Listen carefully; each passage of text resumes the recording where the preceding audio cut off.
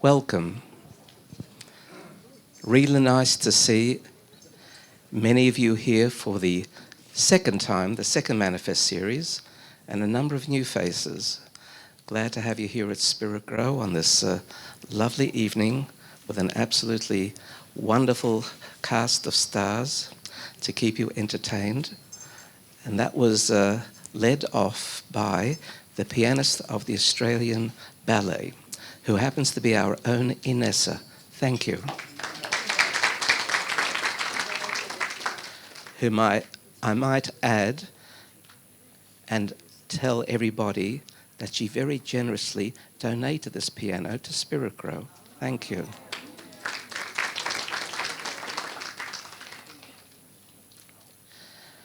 The idea of a Manifest series is to provide you with a crash course. So we have a series of TED-like talks, and in so doing we crowd your head, but at the same time motivate you to move forwards in your life in a very personal mastery manner. And the feedback we had from the last series was fantastic.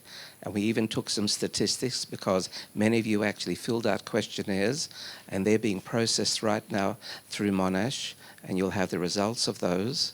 But the clear indication is that there was tremendous progress, unusually so, in those 4 weeks. At the same time, we heard you. Some of you, if not many of you, said, it was great, but we were overwhelmed. 7 TED Talks in one night, 2.5 hours. Exercises. My whole week was spent just doing the 7 sets of exercises. I couldn't get anything else done. So we've reduced your workload. This series will have 5 TED-like talks. They're going to be slightly shorter, and therefore your workload is going to be that much more manageable. But nevertheless, I'm sure you're going to have a wonderful experience. We've entitled this series Surrender. Surrender usually has a connotation of somehow giving up. It's got a negative vibe to it. But we're using it in a very positive manner. Surrendering to our ego, not allowing the ego to dominate. Surrendering to our higher self and not allowing laziness to dominate. To being able to let go of our lower order self so that our higher self can take over in a number of different arenas, and you'll be able to meet them one by one. And leading off, we have a very wonderful, and you'll see an amazing sleep expert in Dr. Jake Bright, who is going to share with us over these 3 sessions some very important aspects of sleep. In Jewish spiritual teachings, when we go to sleep, it means there's a disconnection of the soul from the body. Not total. When it's near total, we call it death. But the Talmud says that sleep is 1/60th of death. So there's a phenomenon that takes place not unlike somewhere along the spectrum of dying. But that means in terms of separating the energy that animates you from your body. It has a very important function and purpose. Your neshama has to go each night upstairs and get its tutorial so that it is able to succeed the following day. Now that may be a simplistic point of view, but there are important dynamics taking place. And therefore to have a good night's sleep is spiritually very, very important, and you know full well how important it is physically. So I'm going to ask Dr. Jake to take over and share with you. Thank you. All right, well, thank you very much for the introduction. I don't think I could have done that any better myself. Look, I'll give you a very, very brief introduction of myself. My name's Jake. I'm a chiropractor. I work just down the road there on Hawthorne Road at Caulfield Family Chiropractic. And as a chiropractor, I am dealing primarily with with people with nervous system issues relating to the spine. I see a lot of back pain, headaches, neck pain, all those kind of things. But one of the things that actually stands out in a lot of patients that I see is that a lot of them are suffering, as well as the conditions that they come in to see me for, from some kind of a sleep issue. Whether or not that is a direct relationship, or whether their pain is preventing them from sleeping, or whether their lack of sleep is contributing to their inability to heal, I see it quite commonly. And if you have the Venn diagram of people who aren't sleeping and people with nerve and spine conditions, there's a huge overlap. So as a result, I have a huge passion in this subject because it's generally something that you can take a lot of steps to rectify and improve. So I really like this comic because it shows pretty much how most of us feel, I'd imagine. And truth of the matter is that this is the majority of patients that I see. So really what I wanted to do tonight in this first 10-15 minutes is just define what a good night's sleep actually is, discuss how this affects our health when we don't get enough sleep, and provide some advice to help you get a better night's sleep. And I'm breaking it up into 3 parts. I'm going to talk about timing, our environment, and then behavior and habits. So sleep is vital, as Laibl was saying, both spiritually and for the body. It maintains the health of our bodies and minds, and it speeds along recovery whenever we have sickness or illness. It's a huge investment, and literally 1/3 of your life will be spent asleep, which kind of seems like a waste of time, but it is very important. So I want to define what a good night's sleep actually is. So a good night's sleep is getting roughly 7 to 9 hours per night. Each person's going to be a little different, but that is, on average, the amount that we need as humans. A good quality of sleep should be completely uninterrupted.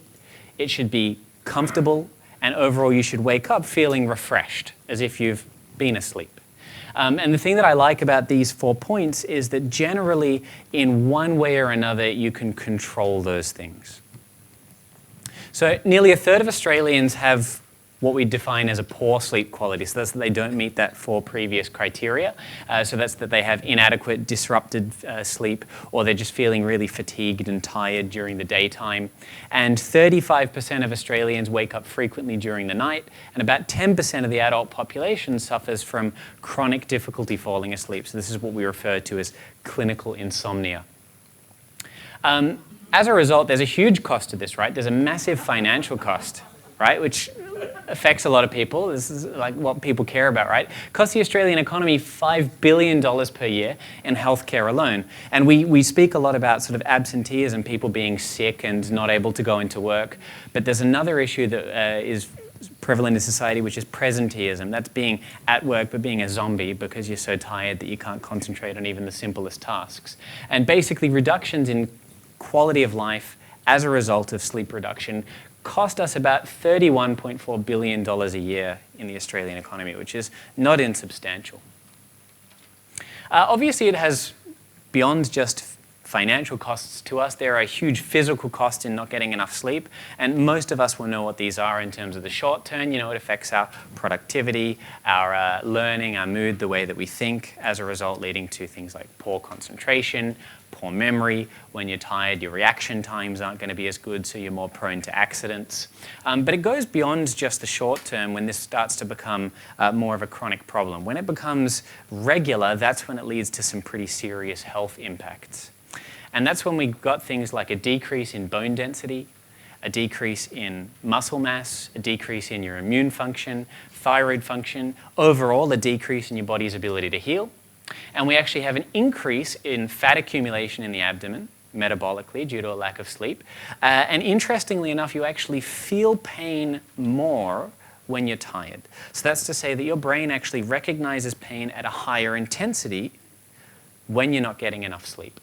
So as a result, your risk of chronic disease goes through the roof when you become chronically tired. And this is when we see some real big players in terms of chronic health illnesses in Australia, and that's an increased risk of high blood pressure, diabetes, obesity, heart disease, and a big scary one, which is overall mortality, usually relating to those above items.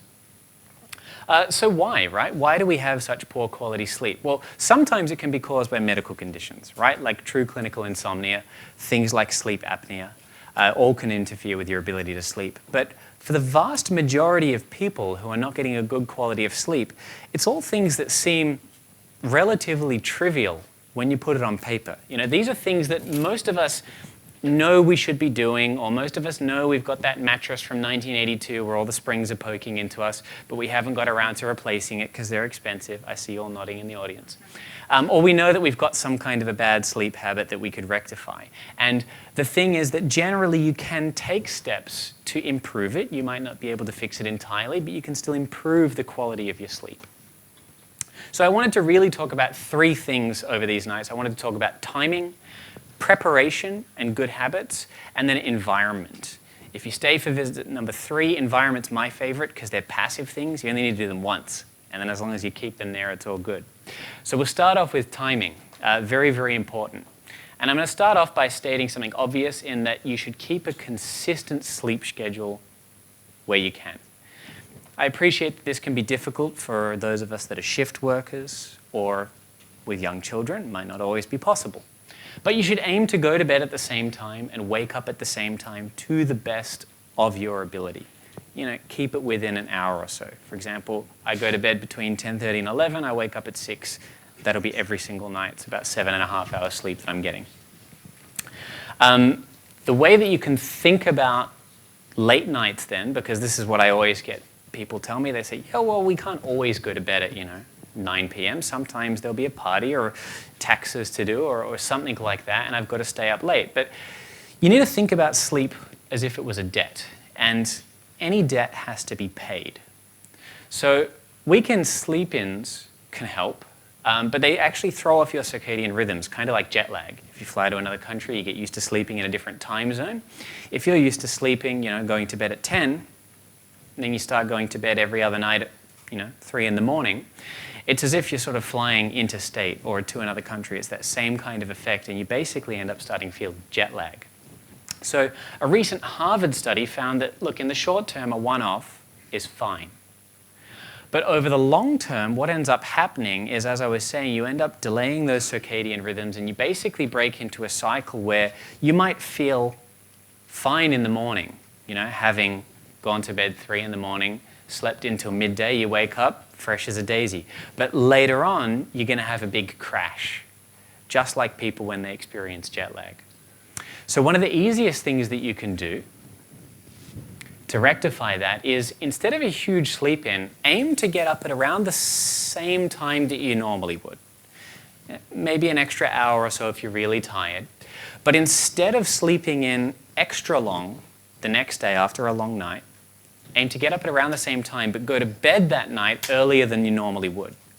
And that'll help balance things much more effectively.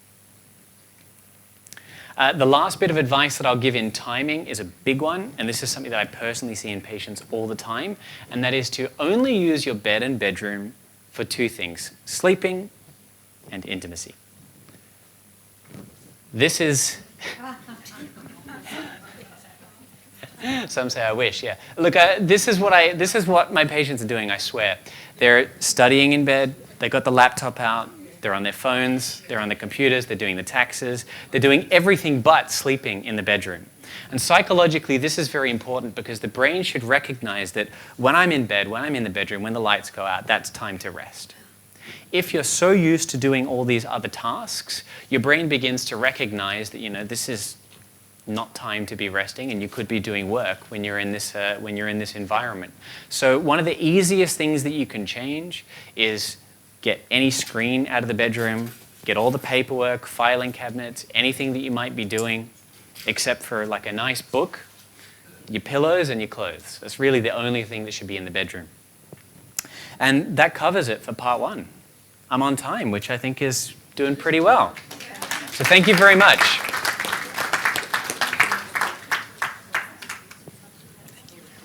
My pleasure.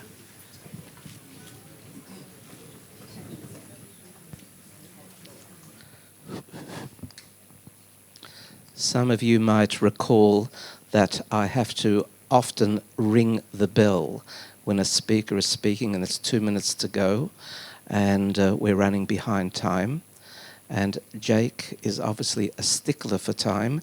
He knows when to sleep and when to be awake and how to spend how much time awake. Wonderful. Thank you.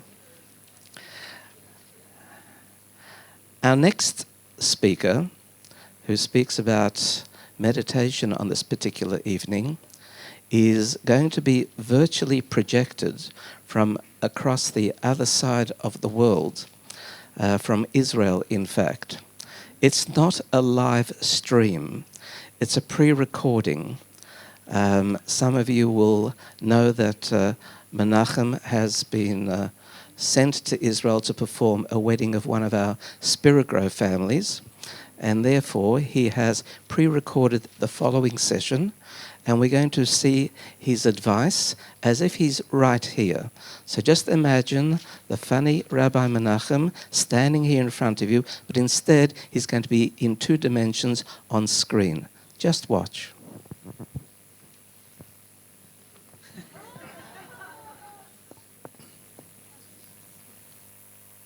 Hi. Firstly, I'm sorry that I'm not actually in the room with you physically, and therefore you're getting a larger-than-life version of me. But I can reassure you that what you're seeing on the screen is exactly what I look like in real life. There are no filters. So if you see this incredibly handsome image, well, that's what you're going to see next week. But I'm not here to talk about myself. I'll save that till we can meet in a more personal way. I'm here to talk about the meditation component of surrender. Surrender is a really interesting name to be giving to a course, because it's a term that has connotations that indicate weakness. And there are a lot of ideas in Western society that we avoid because they indicate weakness. And that's really what the meditation component is all about, embracing the things that we were never really taught in school, or definitely not culturally growing up in the society that we are. That's not a bad thing, but it's always important that we expand our thinking and that we think broader than the limited amount of education that we've received up until this point in life. Often, when failing in our youth, we would be told that if you failed, you must try and try again.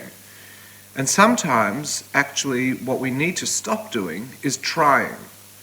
Surrender is a term that indicates weakness and that we're giving up. But sometimes, actually, the position of strength is to surrender.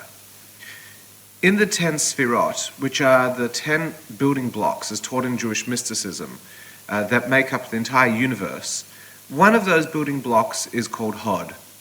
Hod is humility, and it also can mean submission or to surrender, but not in a place of weakness, but actually in a place of strength. And what it is that we are surrendering our ego, and we are preventing the ego from actually expressing itself or trying to take control.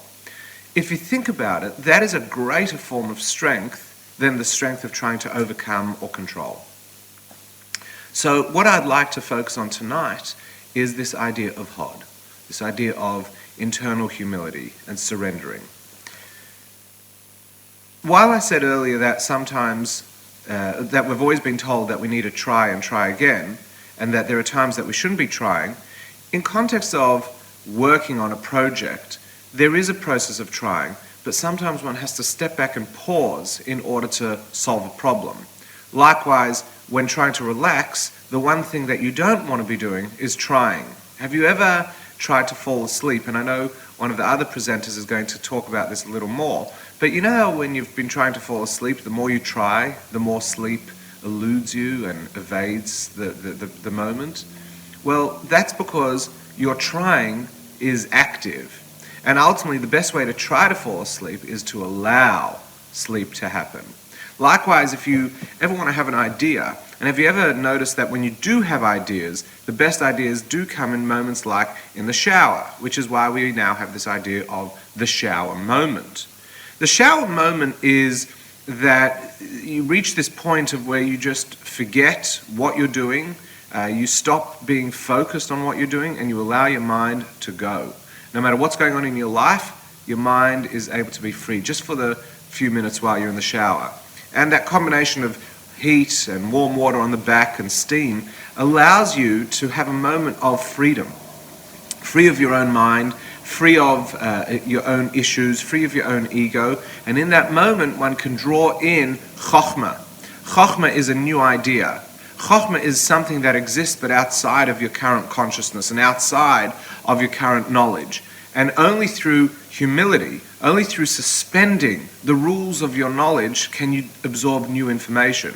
Because if you don't, what you're always saying is, I've got all these boxes and compartments that I think about. This is how I process information, and therefore information must fit into one of these boxes. But in truth, if we leave those boxes outside, then we can absorb new information that won't actually fit into these boxes. So again, we need to suspend or surrender ourselves in order to receive something new. You know when you really need a hug? So when you really need a hug, you're experiencing a moment of where you don't need to give the hug. In fact, you don't really mind what's about to happen. You're welcoming however it's going to come. So again, there is that surrendering of self. Meditation, which is one of those buzzwords, is actually a mental position. There are many forms of meditation, and all meditations that exist pretty much come from some sort of religious background, or spiritual, if you will. Any meditations that have been developed in labs have got some source in a religious or spiritual context, in that they have taken monks or priests or people who have practiced a particular strain of meditation, put them under observation, and from there meditations may have been created. But meditation is something that's been around for thousands and thousands and thousands of years. And the purpose of meditation was actually, believe it or not to relax. The purpose of meditation was to bring the mind to a place of enlightenment or stillness for a greater good, whatever it was. And that was the meditation. In fact, in Judaism, the goal is to live in a permanent meditative state, which is a permanent state of non-distracted consciousness, where I am intentional in every moment, but not intentional as in just the classic mindfulness, but classic neo-mindfulness, which is I'm present and I'm feeling, but rather I'm being fully intentional in the activity that I'm doing, its representation, and the specific kavanot. That is what meditation is. However, somehow meditation has also become the process to getting there. So let's say I want you to see a beautiful vista, an incredible view. I'll tell you, why don't you go hike to the top of Mount Kilimanjaro? So off you go, you hike, and only when you get to the top do you get the full experience of the view. Or as soon as you reach some heightened state, you are going to get that beautiful view. But at no point is the hiking the view. The hiking is merely the process to getting to the view. Often when people use the term meditation, nowadays, they don't even necessarily mean the view. What they actually mean is the hiking. And that's because it is a part of the process, but it is not the process. I'm just saying that to clarify that what we're actually going to do tonight is the process, which is colloquially termed as meditation. But where I'd like you to be at the end of this course is actually, sorry about that, where I'd like you to be at the end of this course is at a place of meditation. So tonight is an introduction, and whether you are beginners or advanced or in the middle, this meditation is for you. So just by raise of hands, who here meditates at least 3 times a week? Okay. Who here meditates once a week, once a fortnight? Right? And who here has never meditated? And who here has meditated, but it didn't work? Okay. So if anyone says they have meditated and it didn't work, without me sounding patronizing, that's the same as someone who says, I went jogging once and it didn't work. That exercise of climbing the mountain is hard work. Seeing the view is easy. But it's very important that we not confuse the climbing with the view. The climbing requires many months or years of discipline and growth. No different to when you want to get into shape. The shape is not hard. It's achieving the shape that's hard. So remember, meditation is not hard at all. It is the discipline of surrendering, the discipline of going through the process that is actually the hard part. So let's begin, and let me throw down a few important house rules. Number one, in the Jewish tradition, we don't really have a right or wrong way to meditate. What's important is that you are in a supported position, that your back is supported, that your neck is straight, and that your head is up, and that way you're receiving the right amount of oxygen so that you don't get drowsy. What we don't want you is falling asleep. Number two is sometimes it's easier and sometimes it's not. It's just how it goes. It has to do with what stimulation you've got. Have you just had coffee? Have you just been for a run? Have you just experienced an immensely emotional day? There are all sorts of things that are going to change the journey. It's a bit like when hiking the mountain. Have you got a broken leg? Have you got a broken arm? Have you got a heavy backpack? Have you been training? Have you only started training and therefore your muscles all hurt? There'll be a whole lot of factors that impact the meditation. Number two, what we're doing tonight is fairly non-spiritual. So your fingers don't have to be in any particular position. Your legs don't have to be folded in any particular position. You just need to be still on your seat and comfortable. So you ready for this? Great. So what I'd like you to do is sit back in your seat. And when you're ready, just close your eyes. Ensure that your feet are flat on the ground. Your hands are in your lap, your fingers unclasped. And I'd just like you to take a few very deliberate breaths so you feel your stomach expanding and contracting. You're breathing from your diaphragm, slowing down your breathing.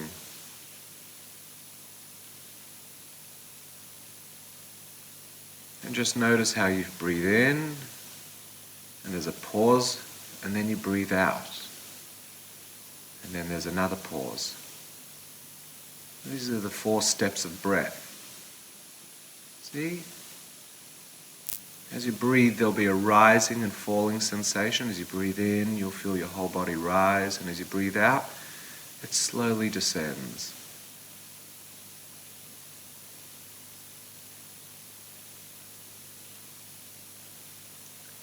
Tonight's meditative activity is purely to allow, to begin the process of surrendering.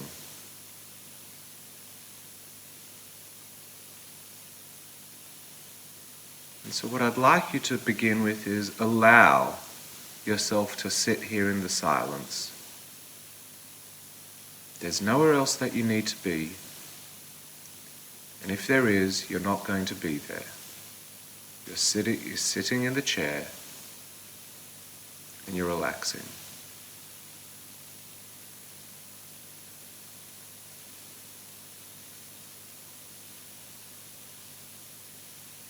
I now want you to allow any sounds that are in your space to exist. So it's okay if it's not completely silent. In fact, why don't you take a moment to notice all the different sounds? And noticing doesn't mean you're thinking about them. You're not fighting them nor resisting them. You're just allowing them. I want you to notice all the different sounds, high frequency and low frequency, loud and quiet, closer, more distant. Just notice all of them.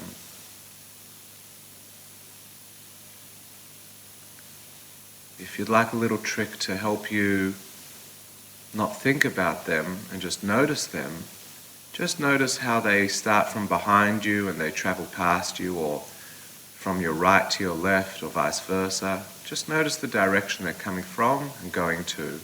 They begin and they end. All the different sounds. And slowly you'll find that while there are sounds, there is also silence. And you can experience this dual existence. And you're just sitting presently in the moment, surrounded and filled at the same time. always staying with your breath.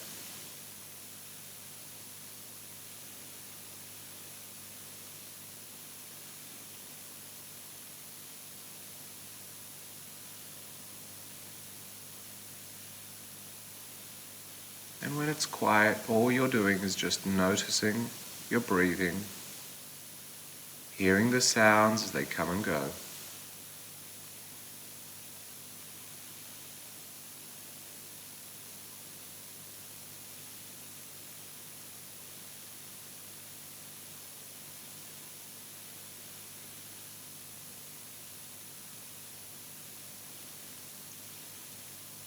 Now, while you're doing this, it might not be the sounds outside of your head that are interrupting as much as the sounds inside your head.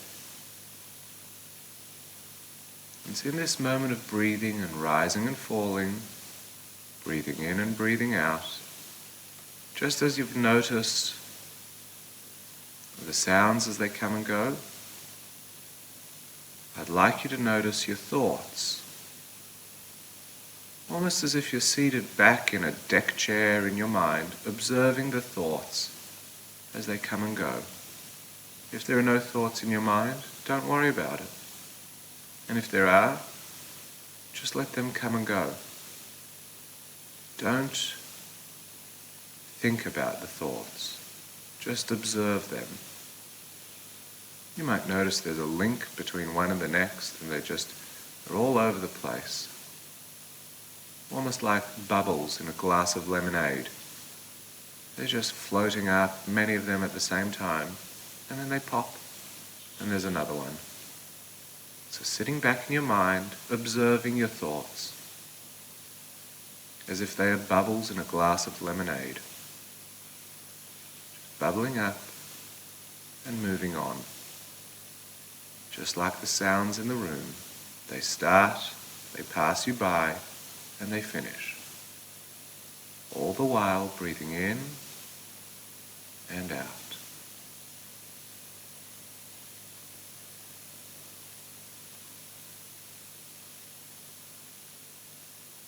Just allowing sound and allowing thoughts.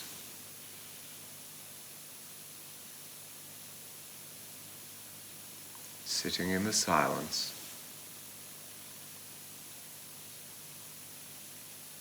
breathing, not thinking, observing.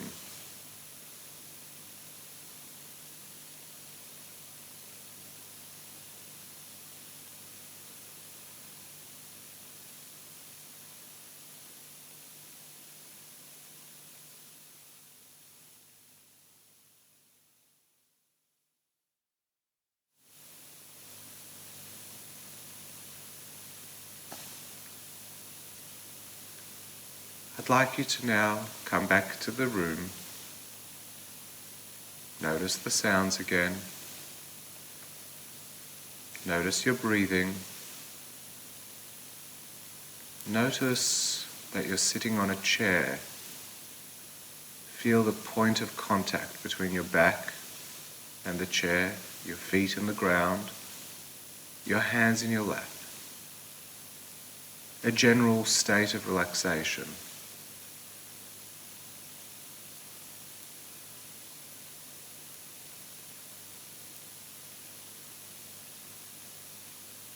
In a couple moments, I'm going to ask you to open your eyes and come back into the room.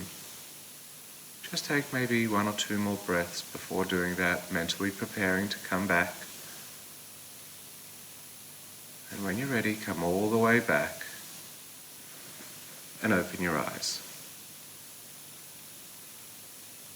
And notice how, as you open your eyes, there's this sudden wave of stimulation. It's almost like you didn't even notice it happening. It just happened. So that's the beginning of the journey. Rabbi Zalman of Liadi, the author of the Tanya, one of the greatest Hasidic Kabbalistic texts written in the last 300 years, gives his followers and his students the instruction to not think at times. And you would think that it's impossible to not think. I'm always thinking. I can't control. And what the meditation we just did was it separated thinking from thoughts. While we can't control our thoughts, at least not at the beginning of the process, we can control ourselves from thinking. And the way we do that is by surrendering, A, to the idea that we don't have to think, and B, that meditative exercise that we just did was about just sitting back and stopping to try. You don't try to not think. You just don't think. You just notice. And that is an extremely important piece of mastery. And it's very much a meditation built on the idea of Hod. I look forward to continuing this journey with you next week. And if you would like to try something at home, sit down for 3-4 minutes, put your phone on airplane mode so that it doesn't disturb you, and just sit and breathe, observe the sound, observe your thoughts. Good luck, and I'll see you next week.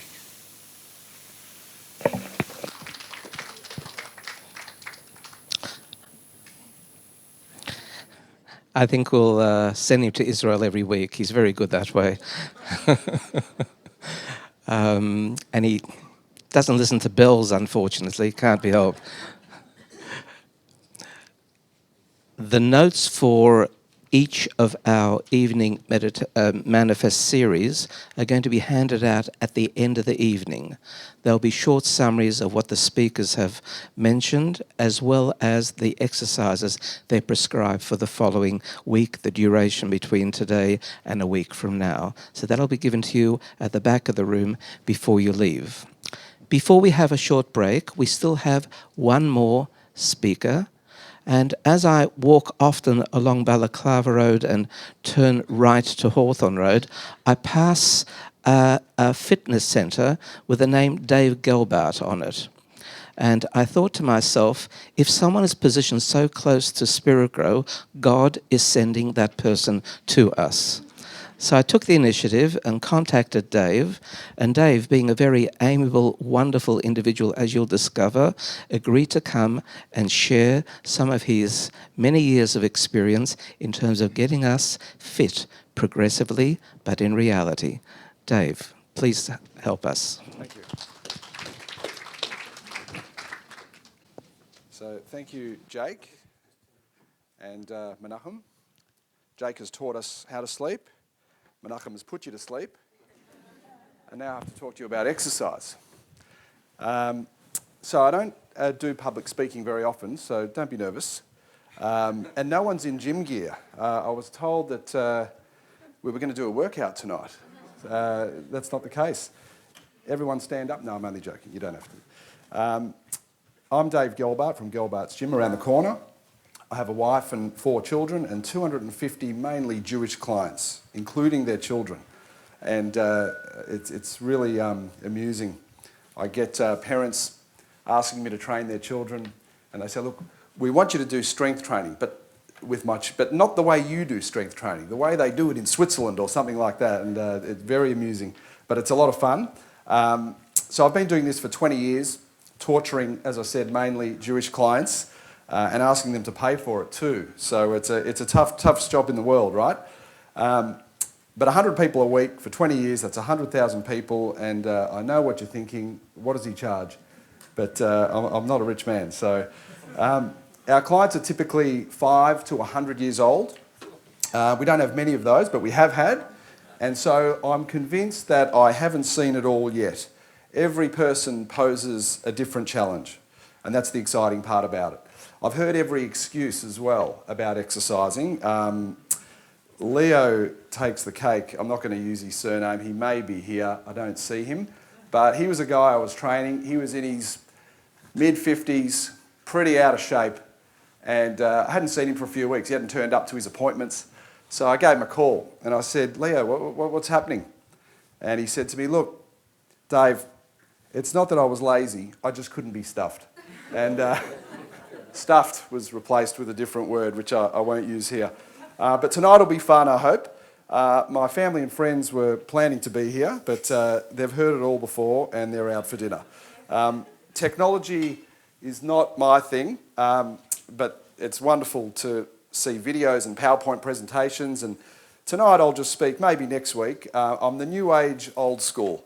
I'm so averse to technology that when Laibl invited me to come and speak, I sent him a telegram, which a horse and cart delivered from around the corner. But I will cover fitness trackers next week. I'll give my opinion on those. Everyone knows the fitness watches, which all the young people and other people wear these days. I'm going to give my opinion on those next week. But surrender, what a fantastic word. Our clients are really good. They've mastered surrendering, mostly during sessions, sometimes in the warm-up. Sometimes they leave early, and often they don't show up at all. I even surrendered to be here tonight. Laibl begged me for months to speak here. Eventually I gave up, I surrendered, and here I am. But I want to start with some of life's priorities. And I see many people, especially my age, struggling with their priorities in life. So I'm just going to give some examples. Family, partner, parenting, career, work, finances, sport, either coaching in my situation these days or playing or a bit of both, friendships, relationships, social life, your passion or your hobby, your religion or your faith, or community, volunteering and charity work. So they're just some examples. But the top of the list for me, because you can't enjoy or perform any of those things really, really well without your health. And so, and particularly your fitness. And that's what I'm here to speak about tonight and for the next 2 weeks. We all know that exercising plays a big role in preventing things. Cancers, heart disease, diabetes, stroke, blood pressure, osteoporosis, etc., etc. You've all read the lists, read the research, it's in the paper just about every day what exercise can do to prevent nasty things happening to you. But it's not much fun to talk about that stuff, I find. So what I like focusing on is what exercise can do for you now, today, tomorrow, yesterday. And I've narrowed it down to about 4 areas. Number 1 is energy. So we heard a little bit about energy before and how that can fluctuate during a day. If you maintain a regular exercise program, you'll find that your energy levels are steady through the day, more so than fluctuating. Calmness. Okay, often the people around us, the jobs that we have to do, make us tense, stressed. Exercise helps you remain calm during the times where you need to deal with those priorities of yours, which sometimes can cause stress. Often when I get to the weekend and I've just put in a big week's work and then I need to look after all 4 of my children on a Sunday and coach 25 other children, it can be a pretty stressful day. So I will start that day with 30 to 40 minutes of exercise, which I won't talk in detail about now. And I just find that I deal with all those challenges through the day in a much calmer, positive way, as opposed to if I fail to exercise that morning. I've really noticed the difference. Delayed aging, making you look, feel and act younger is a benefit. That's often a very popular reason why people would exercise. And as I said, just the increased ability to perform all of your priorities at a higher level and in a more efficient way. So the exercise for tonight that I'd like to do is for you guys to evaluate your current health and wellness by being honest with where you're at the moment, using Gelbart's gym 5 pillars of health that we talk about in the gym every day when we meet new clients, and we also revisit it when we are working with our existing clients. So what are the 5 pillars of health? Good time for pen and paper. There should be plenty of room on your pen and paper because nothing I've said so far has... Anyway, number 1, and these are not in order. These are like the pillars that hold up a building. You knock one pillar down, the whole thing falls over. You could score really, really well on 4 of these things, be a disaster in one like sleep, and you can really feel low in energy and motivation.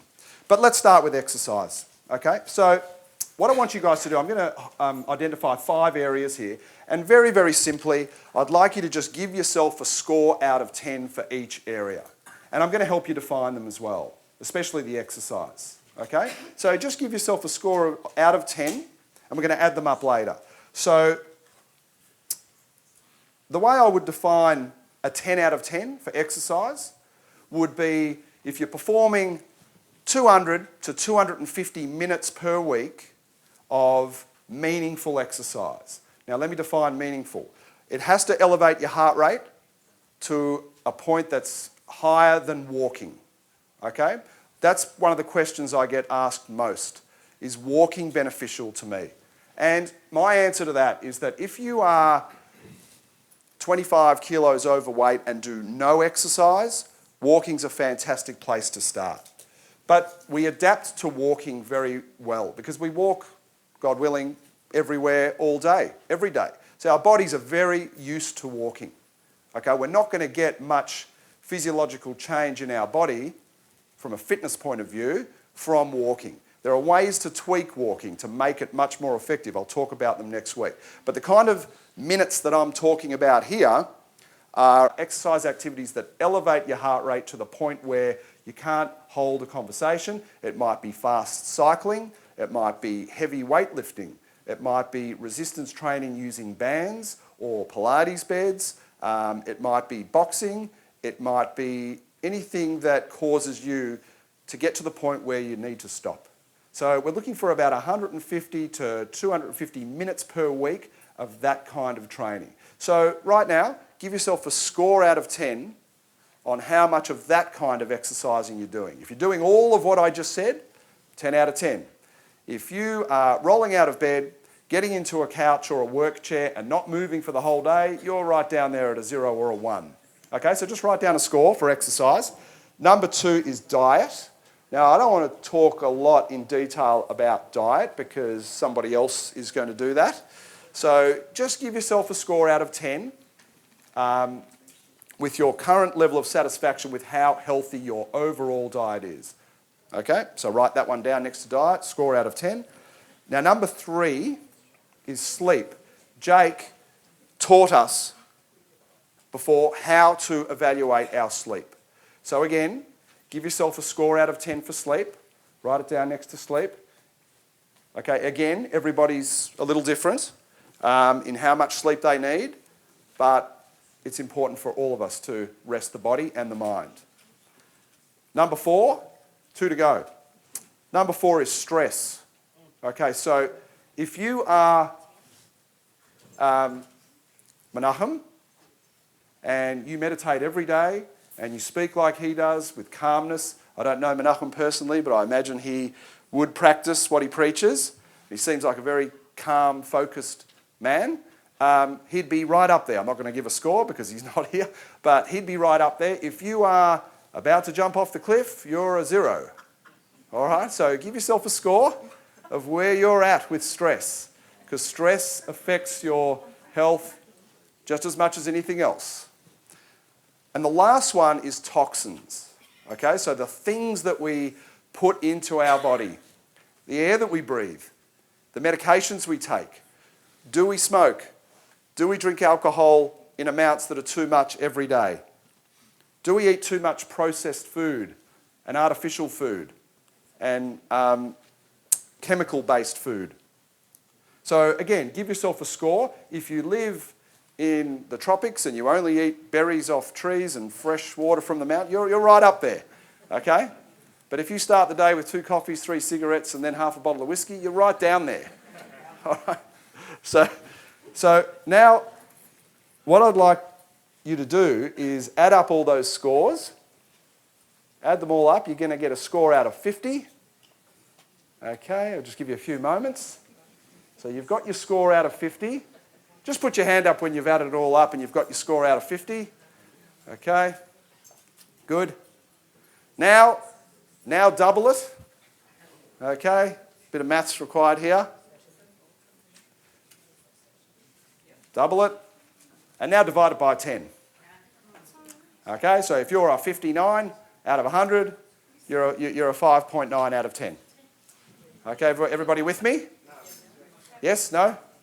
Yep. Okay, so normally when I do this with clients, and then I say to them, whoops, and then I say to them, how do you feel when you wake up in the morning? How do you feel right now? How are you going to feel in 2 hours? Normally that score, in terms of their energy and their wellness, normally that score is pretty close to what they feel like out of 10. So if you guys ask yourselves now, right here, right now, sitting down, how do you feel? Energy-wise, health-wise, fitness-wise, out of 10, hopefully you'll score. Most people are normally very, very honest with themselves. In fact, often way too harsh on themselves. But have a look at your score and see if that matches how you feel. Now, I don't want people to aim for perfection, all right? Because what that leads to, thank you, is stress, okay? If you walk out tonight and you think, right, I'm going to ring up Dave and I'm going to book in 6 times a week and I'm going to exercise exactly, that's going to put a huge dent in your time, for starters.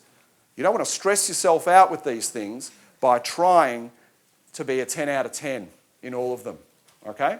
You might do it for a few weeks, but then you're going to find it's too difficult, okay? A lot of my clients fall down there. They try to be too good and they can't maintain it. What you do want to do, though, is maybe go and do that evaluation again tomorrow, okay, and aim for 7 to 8 out of 10 across all of those areas. If there's an area that you're scoring way, way low in, a 2 or a 3, try to deal with the issues that are preventing you from getting that to a 5 or a 6. Don't be perfect, okay? Just increase it, okay? And that's what I'd like you to do this week. And then next week, I'm going to talk about a bit more in detail about how to exercise effectively and efficiently using your time. I believe tea is served. I'll be watching. No, I won't be. But thank you. Thank you for your attention, and I'm looking forward to speaking again next week. Thank you. Thank you, David. So when you walk down Balaclava Road and turn right, pop your head into Gelbart's gym and have a word with Dave, because I think that your life will be really, really transformed if you do. I'd like to introduce the next speaker. Laibl, would you please come up? Thank you very much. It's nice to be with you. I will complain you didn't introduce the speaker like you did the others. I'll take it up with you. Okay. Really nice to be with you. And I'm going to spend 3 sessions speaking about the more compassionate sister of mindfulness, and she is called kindfulness. Why I'm going to be speaking about kindfulness is because the way that God created the world was with 10 tools, which we call in Kabbalah Sefirot, but the primary tool that underlay the totality of creation is one of the energies, one of the Sefirot, called Chesed. And this is mentioned in Psalms and elsewhere as Chesed being the dominant tool. What's Chesed? Chesed means the capacity to share, give, and contribute. There are different characteristics in the cosmos. You and I, being the miniature, the projection of the cosmos, we're like the mini world. Everything that you and I have are out there in the world. So if you want to discover the world, you just have to look into yourself. So we have 2 equal tendencies. One, chesed, in order to be contributing to others, sharing. And we have another tendency to hold back and keep within. The second one generally stems from insecurity. And the first one is truer to our inner selves. How do we know that? Because if I were to simply test it, a litmus test, and ask you to join me in this test, when do you feel happier and more fulfilled? When you're sharing, giving, and contributing, or whether you're holding back, hoarding and keeping within, and the answer will be obvious. So somehow or other, the very natural self, being in alignment with the cosmos at large, is our capacity to share and give. The word that we use in English for it is the notion of kind, being kind. But there are many English words that somehow contribute to that. And kindfulness means to be able to make it a default posture in ourselves, in the same way as the practice of mindfulness is through the way that we can reprogram our brain so that we can become much more here now, which so enhances relationships amongst other things. Kindfulness is our capacity to become a much more significant factor in societal growth and in the growth at large. So we're going to spend 3 sessions allowing ourselves the opportunity to be able to practice this. Now, when we say practice, in the same way as we've learnt in the previous session, that using repetitive mental postures allows us to create different pathways within the brain itself. Likewise, emotionally, if you practice emotional postures, these change your default nature of who you are in terms of your feeling self. Remember our postulate. You can change anything you want about yourself. A, if you will it, flow of ratzon, willpower. And the next aspect, which we've spoken about, and other speakers have mentioned it over and over again, practice, practice, practice. Because we've adopted patterns that we want to change. So being kinder to others will automatically make you kinder to yourself. People who tend to be hard on themselves are people who tend to be hard on others. Most people make the mistake of trying to work on themselves first, and that way become more appropriate in company. In Judaism, we work from the outside in.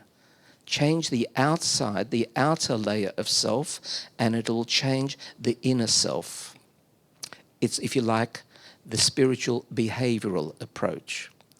And what we're doing here is saying that if you practice kindfulness with others, you'll find that you're a much more gentler person within, and the consequences will be less guilt, less self-pressure, less exactitude and perfectionism, all these things which are marks of insecurity, unfortunately. And in passing, you have a very profound and paramount effect on others. By being kind in your behavioral repose, in your verbal speech with others, in fact models for others the opportunity to be motivated to be like you.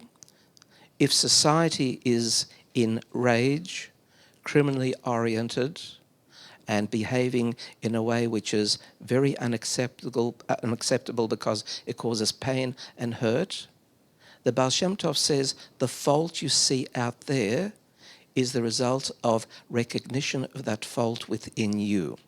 Of course, it doesn't mean that you're a nasty person, but the fact that you recognize that means you might have that tendency. That's why you recognize that. Like understands like.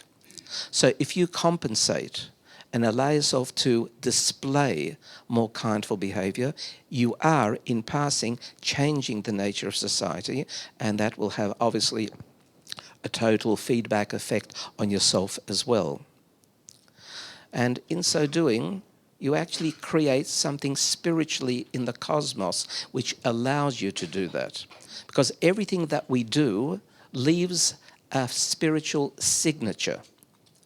One of the fascinating ways you might want to interpret that is, have you noted, as scientists have in statistics, that when a breakthrough takes place in a lab in one part of the world, in any piece of research, almost within some short space of time, within days, another lab in another part of the world that has not at all been in touch with the first lab or had a relationship with it comes up with the same solution, and onwards.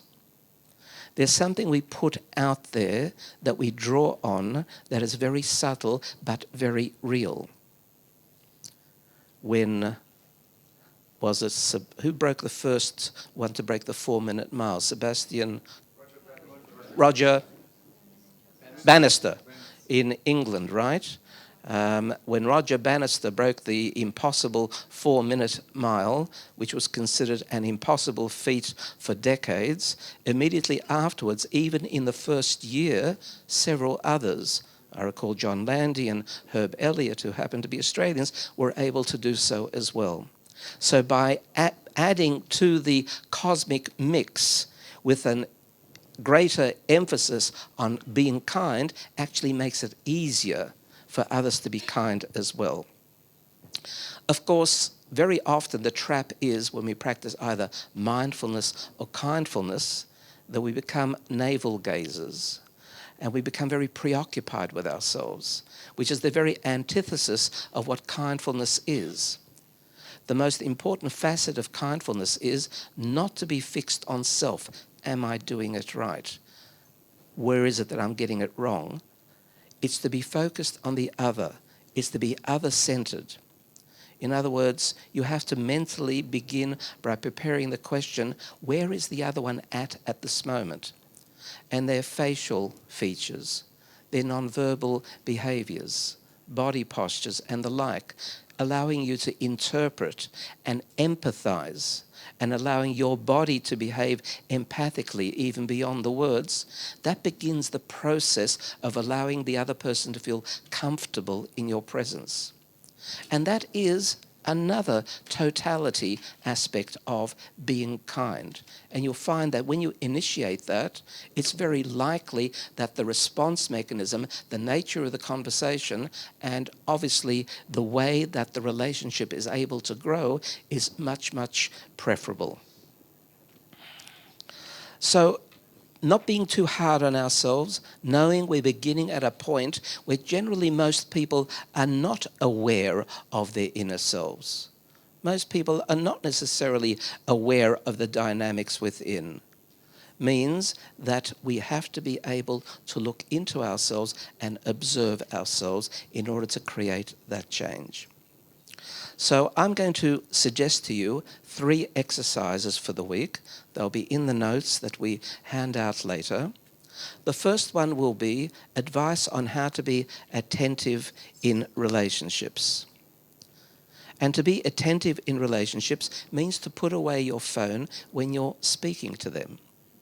How often we find in conversations, and of course the excuse is it's business conversations, that the phone is seated on the table so that you're talking and looking at the phone at the same time.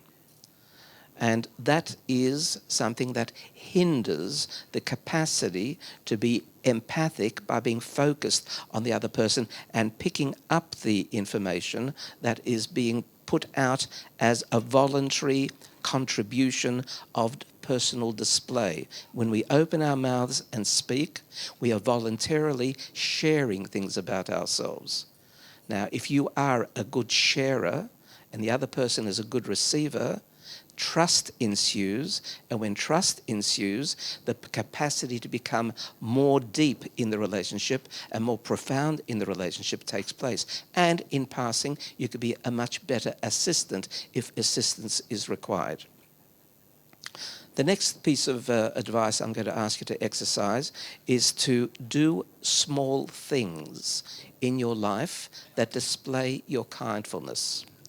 Small is beautiful. So a small thing might well be baking a cake for somebody whom you've never given a small cake to, but you'd like to make some gesture.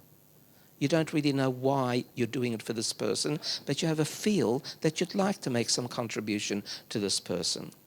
Picking up a phone and speaking to somebody whom you haven't spoken for several weeks, if not several years. little things in people's lives, tiny connections. And when all these tiny connections start to interweave, you have a tapestry of warm, empathic relationships which enrich not just your life, but so many lives as a context of the beauty of that tapestry that you weave. And that extends out and out in a total butterfly effect, affecting things onwards and onwards infinitely. And the third thing is, I'd like you to this week do something for nothing. No quid pro quo, just simply nothing in terms of repayment. Go and mow someone's lawn. Help someone already start preparing the next June 30th taxes. In other words, whatever might be the small gesture, do something this week which is small, but notwithstanding its smallness, becomes magnified by the fact that it comes out of the blue. The Lubavitcher Rebbe often speaks in terms of the solution for baseless hatred or jealousy or envy, to have baseless love. To love everybody irrespective of any rationale for such love. And here we're talking in terms of having no rational motive in terms of assisting someone in a small way this week, one person, one thing, whoever that might be, simply for the fact that you feel and know that doing so makes a real effect to their lives, but in so doing, the lives of society at large. It's okay, Laibl, I'll listen. So thank you very much, and we'll continue next week. There's 2 very short 1-minute videos that I'd like to enthuse you in order to be able to take it away and have an after effect. Thank you, David.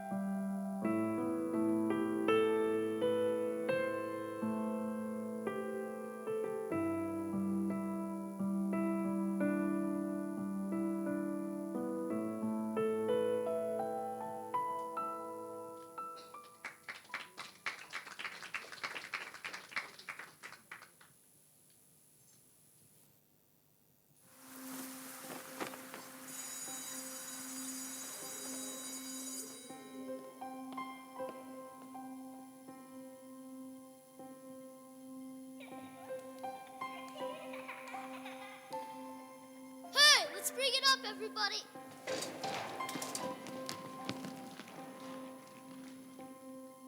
We have 1 million acts of kindness to accomplish this year, and we can't do it alone.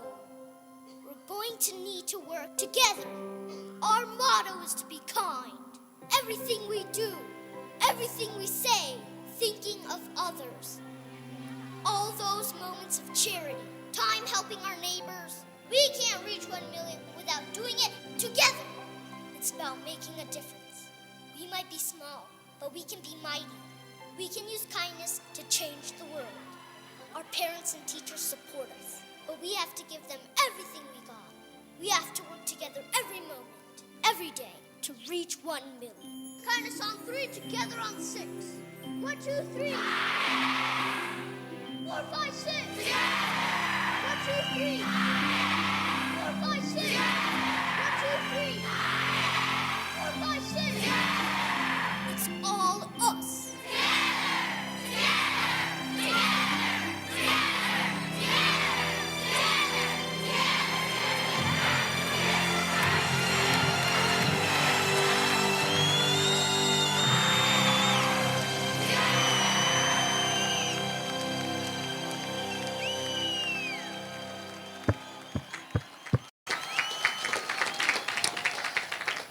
The butterfly effect. The butterfly that flutters its wings in Los Angeles, California, changes the weather patterns in Melbourne, Australia. It's a multiplying effect. Everything leaves a residual effect and changes something in front of it. You make a change in your life, the world changes. Our final presenter for this evening, Dr. Stephen Dudakov, actually epitomizes to me another aspect of what the Lubavitcher Rebbe always advised when people asked him about health matters. One of the pieces of advice that the Rebbe gave, beyond the various miracles which he performed in the areas of health, was to always try to hide the miracle in some natural format. But one of the pieces of advice was, always seek a doctor who is a friend. Now, that advice, of course, has to be understood. Not everybody is able to have a doctor as a friend. But what the Rebbe meant was that the doctor should take the interest in the client, in the patient, as if he or she is a friend. Because the care and concern that a doctor has in a patient markedly affects the recovery rate of the patient itself. Usually that's referred to as bedside manner, colloquially speaking. But it works in a much more profound way, because by giving confidence to the patient that someone cares, and if the doctor is able to infuse confidence, that changes the dynamics of the body and allows the body to recover and to be able to refute the enemy within so much more successfully. One such doctor that I have met, and I consider a friend, is Stephen. Stephen's going to share with us tonight some very important and new teachings on the science of food. Thank you very much, Stephen. Okay, thank you. Is this working now? Okay, so I'm going to step outside the talk just for a second, and I'd like to say thank you to Laibl and to Menachem. Simply because this is an absolutely sensational idea. I'm going to steal from Arnold Schwarzenegger, where he talked about the 5 pillars. Because what we've got here today is talking about sleep, exercise, spirituality, mental health, and food. And that's basically the 5 essences of what you just need for total wholeness, good health. Brilliant idea. Thank you, Laibl. Okay, so to begin with, we have to do some basics. The first thing I'd like to talk about is the food groups. So really there are 4 food groups. We really only talk about 3. The 4th one, alcohol, I'm going to leave that to the side for the moment because it's not one that we're really talking about it when it comes to what we actually eat, and it's not too often. Occasionally it's a problem, but generally speaking it's not. And with my way of eating, by the way, yes, you can enjoy red wine and even the spirits, not a problem. Not too much though. So basically, there are 3 food groups. There are the carbohydrates, there's the protein, and there's fats. So what are carbohydrates? Well, there's 2 kinds of carbohydrates. You've got your simple carbohydrates and your complex carbohydrates. So the simple ones are just 1 molecule or 2 molecule sugars, like your glucose and your fructose, lactose, which is galactose, and glucose. So that's the simple sugars. Then we have complex sugars, or starches, which you're going to find a lot in vegetables that grow below the ground, like the tubers. You've got your potatoes or your sweet potatoes, and you even within carrots and onions and beets and things growing below the ground can really accumulate a lot of carbohydrates, a lot of starches. But the thing to the body is when you consume these, they're all broken down to glucose. There are lots and lots and lots and lots and lots of little glucoses stuck together. Okay? So that's the first food group. The second food group is the protein. So protein is basically a building block. So there are 20 amino acids. There are 9 essential amino acids. These are amino acids that the body can't make itself. We have to consume it through food. With the carbohydrates and the sugars, there are no essential sugars. There are no essential carbohydrates. With the protein, we have 9 essential amino acids. Therefore, we must eat protein or the body is going to suffer illness and disease. Protein, these amino acids are basically little building blocks. And we consume the protein, the body breaks it down within the intestinal tract, it absorbs the 20 individual ones separately, then it basically just takes all these amino acids and it re-establishes them within its own wants. Depending on which proteins it's needing to build at the time, it will build its own. The last group are the fats. Now, when it comes to the fats, basically we have, 4 different kinds of fats.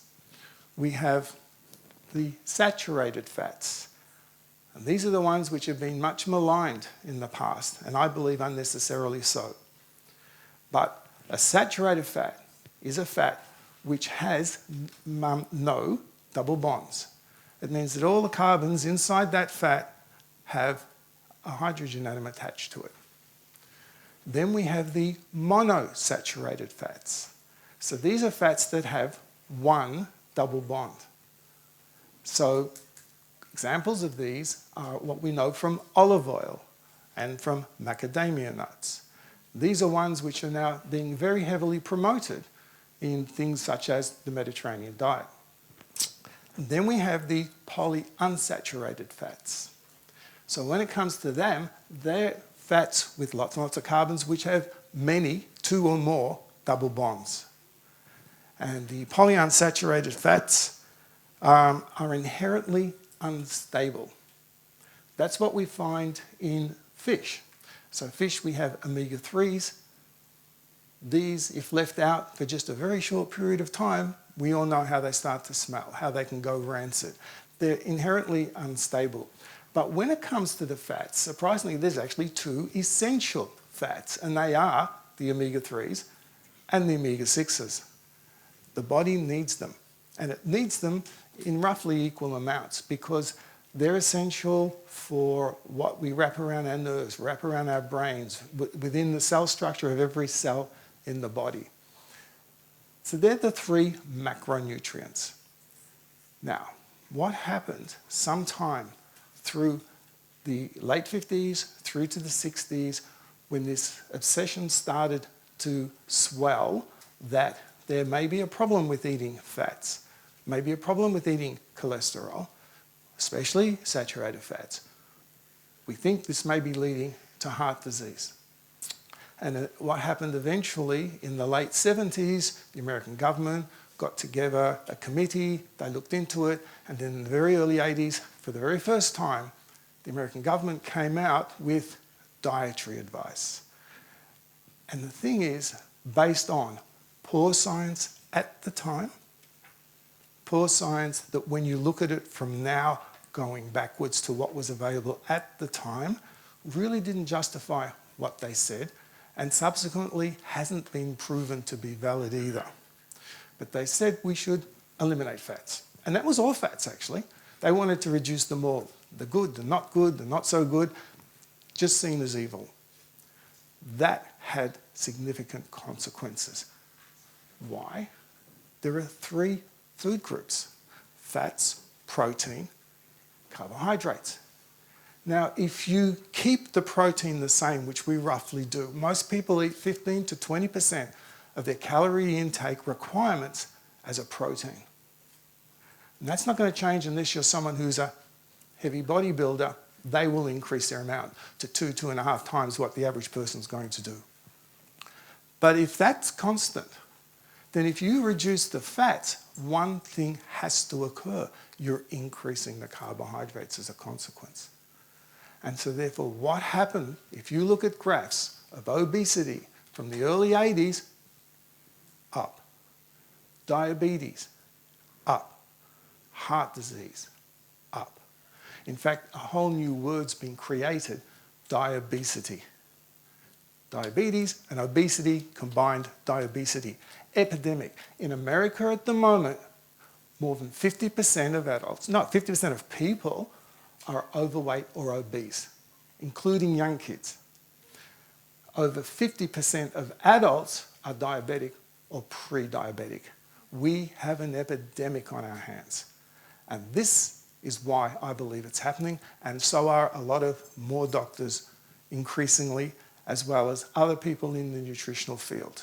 So it's something we feel needs to be addressed. So, surrender. I'd like to surrender some of the preconcepts of what it is which is healthy, which we're told is healthy, how we should eat. The first thing I'd like to do is visualize the food pyramid. We all know the food pyramid with the carbohydrates on the bottom. You've got the grains and your cereals and your rices and your pastas, and then you've got your fruits, and then you've got your protein sources, and then you've got your oils and a little bit of sweets up the top. Well, we can forget the sweets, but what we want to do is tip it upside down. Expand that tip, which is now the base, take the base, narrow it in. That is a much healthier way of eating. So, let's visualize something else. When we eat, when we physically put food into our mouth, what are we actually doing? What are we feeding? Well, here's a surprise. We have about 1 trillion cells in our body. We have about 10 trillion bacteria in our bowel. Who are you feeding? There's a lot of bacteria you're feeding. Your health is dependent on them. Their health is dependent on you. It's a symbiotic relationship. And what you eat determines the kind of bacteria you have in the bowel, and that has a lot to do with our health status. The next thing I'd like to talk about is the energy. This concept of first law of thermodynamics. Energy in equals energy out. How you lose weight? You reduce the energy in or you increase the energy out. There's a problem with that though. Basically, we are not a furnace. You put a bit of coal in, you burn it, you get equal amount of energy out. That's first law of thermodynamics. But we're not a furnace. When you take energy into the body, we're a split system. Some of it goes to fat or storage, whether it's glycogen, fat, or whatever. Some of it goes off for energy. It's a split system. And that system can be controlled internally as to how efficiently it does what it does. So our metabolism has the ability to change. It's not a set constant. It can do it efficiently, it can do it inefficiently. And so in fact, if you go on a diet with calorie restriction over a prolonged period of time, so you're reducing your energy for a prolonged period of time, you're telling the body you're in starvation mode. There's not enough food around. And what does it do? It's going to turn around and say, I better go into preservation mode. So it starts reducing its basal metabolic rate.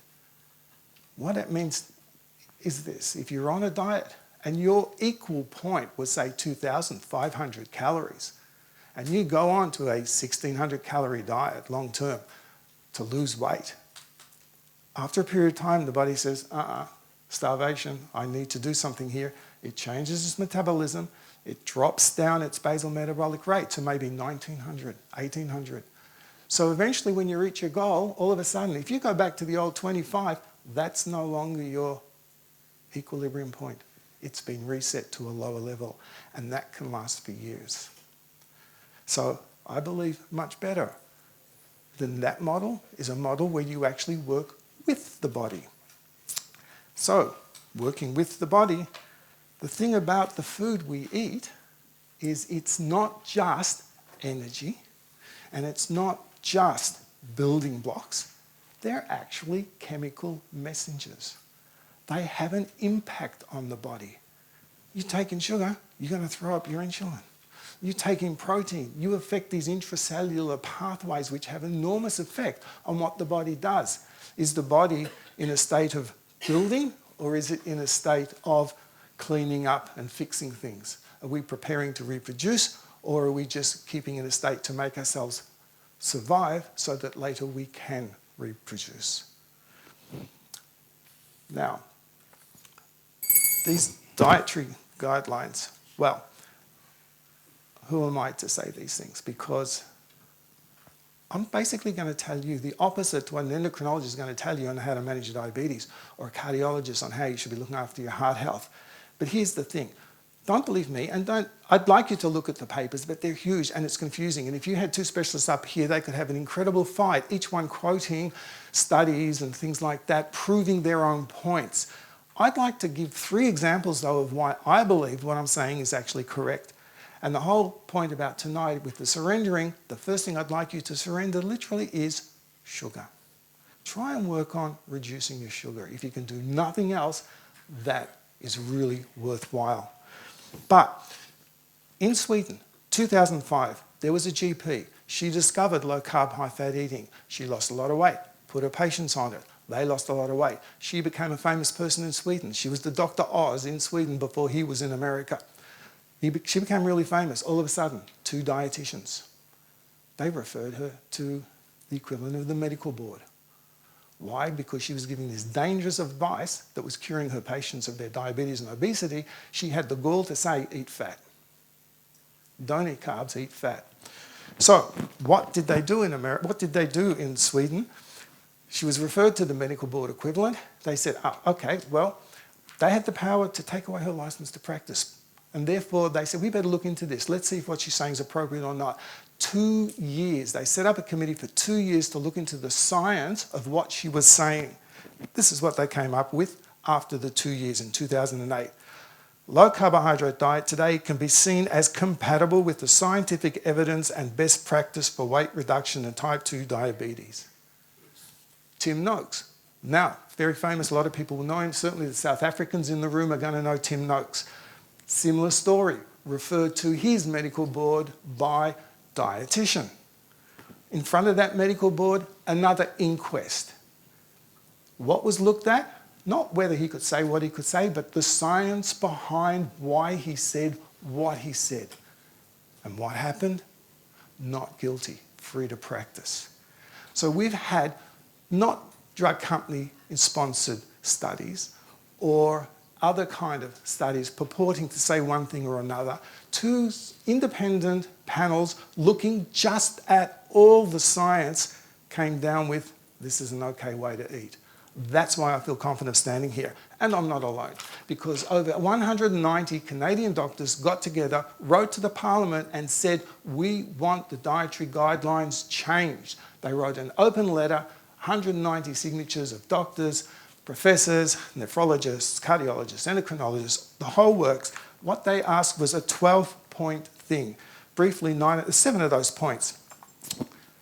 Clearly communicate to the public and healthcare professionals that the low-fat diet is no longer supported and can worsen heart disease risk factors.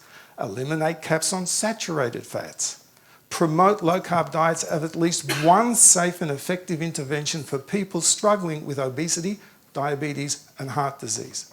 Stop using any language suggesting that sustainable weight control can simply be managed by calorie deficit.